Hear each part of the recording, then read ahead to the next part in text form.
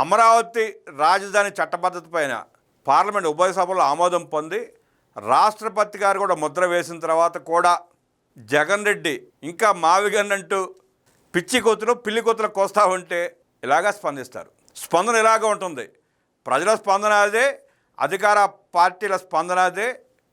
ఆఖరికి జగన్మోహన్ రెడ్డి పార్టీలో ఉన్న చాలామంది కార్యకర్తల నాయకులు కూడా అదే రకంగా స్పందిస్తున్నారు. తన పరిపాలనలో జరిగిన విధ్వంసం నుంచి దారుణాలు, దోపిడీలు ఒక్కొక్కటి వెలుగు చూస్తా ఉంటే ప్రజల దృష్టి మళ్లించేందుకే పిచ్చోడి చేతిలో రాయిలాగా ఉన్న పార్టీని అడ్డం పెట్టుకుని అమరావతి రాజధాని అన్నాడు, పోయింది. అసలు రాజధాని ఎందుకు హైదరాబాద్లో ఉందిగా అన్నాడు, అది పాయే. లేదు అమరావతి రాజధాని, నేను కూడా ఇల్లు ఇక్కడ కట్టుకున్నాను, ఇదే శాశ్వతం, అద్భుతంగా కడతా అన్నాడు, అది పాయే.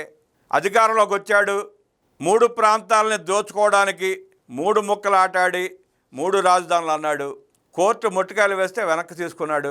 అమరావతి రద్దు, సిఆర్డీ రద్దు అన్నాడు. కోర్టు మళ్ళీ ముట్టికాయ పడితే లేదు నేను అనలేదు, తీసుకున్నాడు వెనక్కి. కర్నూలు న్యాయ రాజధాని అన్నాడు.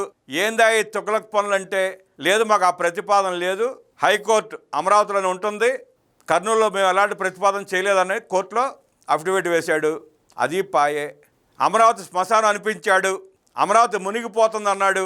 ప్రజలు స్పష్టంగా అమరావతి రాష్ట్ర రాజధాని అని చెప్పి కూటమికి స్పష్టమైన 164 సీట్లతో మెజార్టీ ఇచ్చి గెలిపించిన తర్వాత కూడా తాను చేసిన తప్పును సమీక్షించుకోకుండా, తప్పును సరిదిద్దుకోకుండా, ప్రజలు ఇచ్చిన స్పష్టమైన తీర్పుకి, అమరావతి మా రాజధాని అన్న తీర్పుకి మద్దతు ఇచ్చి ప్రజల మనోగతాన్ని అనుసరించి సమీక్షించుకుని చేసిన తప్పులకు ప్రజలను క్షమాపణ అడిగి ముందడుగు వేయాల్సింది పోయి మళ్ళీ వచ్చిన తర్వాత ఒక్కొక్కటి చేత ఒక్కో మాట మాట్లాడిస్తాడు.